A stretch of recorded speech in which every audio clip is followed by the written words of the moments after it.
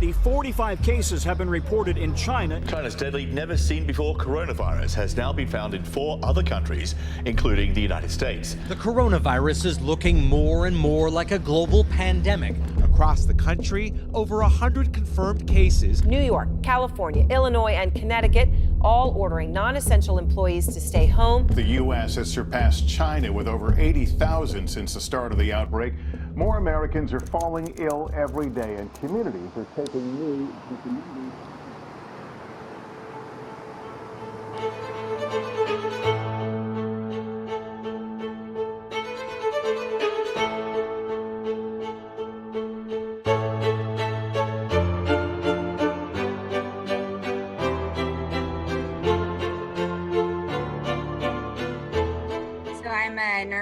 A registered nurse in the emergency department. So I'm on the front line waiting for the storm to come. We're in a calm right now.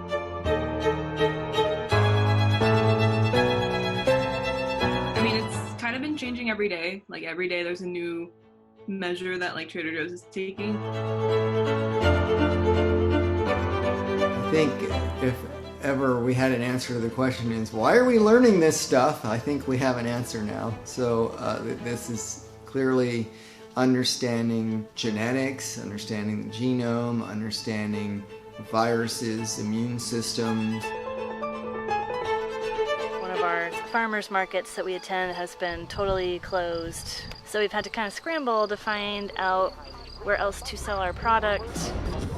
We will be bringing you the facts tonight about where things stand in this country and how we got here.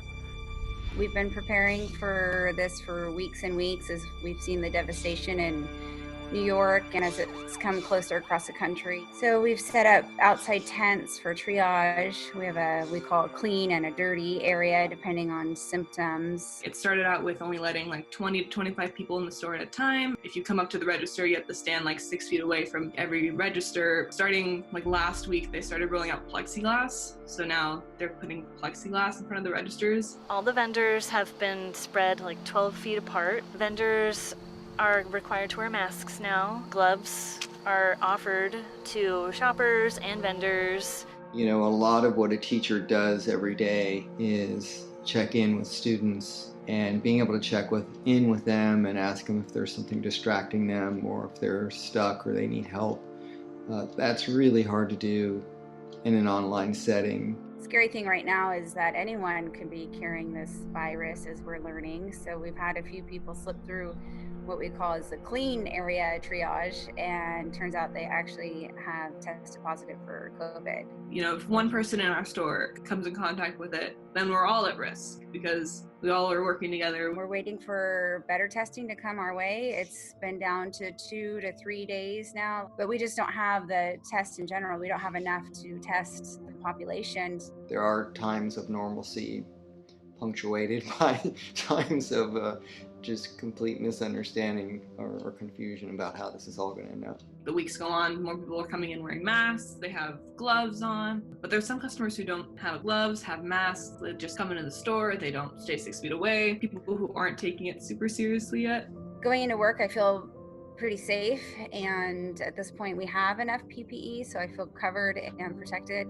I've offered to sleep in the shed and just trying to self-distance from my family, which is probably the hardest. We worry about our families and we do the best that we can, but you just don't know how much is enough if it's in our airway and we come home and say goodnight to our loved ones. Scary what we could be bringing home to them. You know, one of the big things that I bring forward in my biology class is the importance of understanding our connection with the natural world and how we are connected.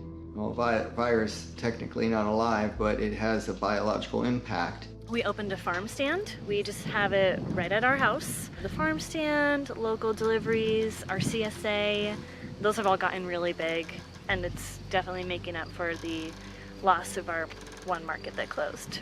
To see how much we're working and to be deemed an essential employee, they're like, oh shoot, we should try and show how appreciative we are, which has been super nice to kind of get that like gratitude. We begin tonight with the question so many Americans are asking. How soon will parts of the country reopen, and what will it look like when it does?